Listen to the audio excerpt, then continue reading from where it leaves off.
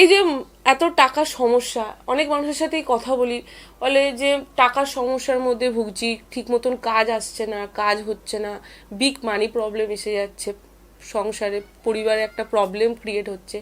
তো সেই টাকার সমস্যাটা কি বাস্তুর কোনো সমস্যা থেকে হতে পারে? মানে বাস্তুর কোন জায়গায় দোষ থাকলে এই টাকার সমস্যা হয়? টাকার সমস্যা যেটা আমি দেখেছি, টাকার সমস্যা, দেখুন, টাকার সমস্যা যখন ক্লায়েন্ট আমাদেরকে বলে, তো টাকার সমস্যা একটা বিষয় থেকে আসে না, অনেক বিষয় থেকে আসে। সেটা ক্লায়েন্টের সঙ্গে কথা বলে আমরা বুঝতে পারি যে ইনি কোন বিষয়টা নিয়ে বলছে বা এনার বাড়ির সমস্যাকে, যেটা কথা বললেই বুঝে যায়। কীরকম দেখুন, সবার প্রথমে যদি কেউ বলে আমার মানি প্রবলেম আছে, টাকার সমস্যা হচ্ছে, এটা না যে আচ্ছা টাকার সমস্যা আছে তাহলে এই জন্যে চলে না। সবার প্রথমে তাকে জিজ্ঞেস করি যে আপনার টাকার সমস্যা কেন হচ্ছে, কী কারণে হচ্ছে আপনার টাকার সমস্যা।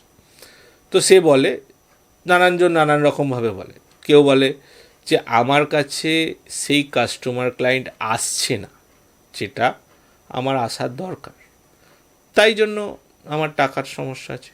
কেউ বলছে যে আমি আমার কাজ জগতের সঙ্গে জুড়ে কাজ, সেই আমি কাজ সেটা করতেই পারছি না, জগতের সঙ্গে জুড়তেই পারছি, সেই কানেক্টই করতে পারছি না, আর সেইভাবে আমার কাজ বাড়ছে না, আর আমার টাকার সমস্যা আছে। কেউ বলছে টাকা আসছে কিন্তু কোথা দিয়ে বেরিয়ে যাচ্ছে আমি বুঝতে পারছি না, মানে ধরেই রাখতে পারছি না, আর সেই জন্য টাকার সমস্যা আছে। কেউ বলছে রোজগার যা আছে বা টাকা যা ছিল, এত শরীর খারাপ, এত রোগ, ডাক্তার, তারপরে টেস্ট রিপোর্ট, অপারেশন, এই সব কিছু করেই বেরিয়ে যাচ্ছে।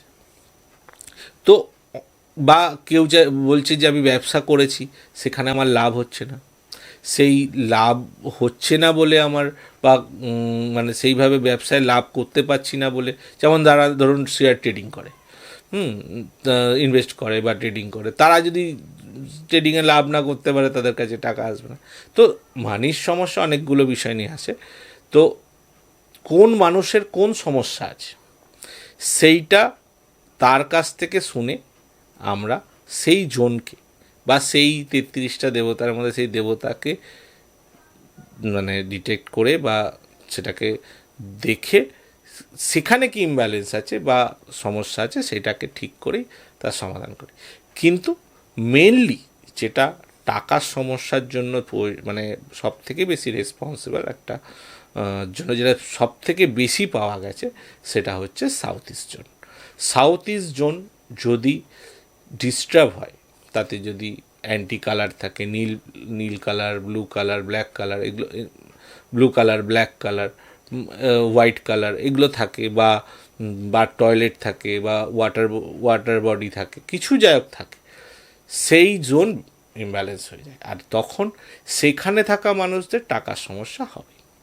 তো মেন যেটা আছে, সবার প্রথমে যদি কেউ এটা ভাবছে যে আমার টাকার সমস্যা আছে, তো সেই টাকার সমস্যাটা কী থেকে আসছে, মানে কিসের জন্য আছে, সেটা একটা মেন পয়েন্ট। আর যদি মনে হয় যে টাকার সমস্যা আমার যেন চলেই যাচ্ছে বা কোনো রকমভাবে কিছু হচ্ছে না, তাহলে সাউথ ইস্টটা আমরা দেখি বা সেটা দেখতে পারি।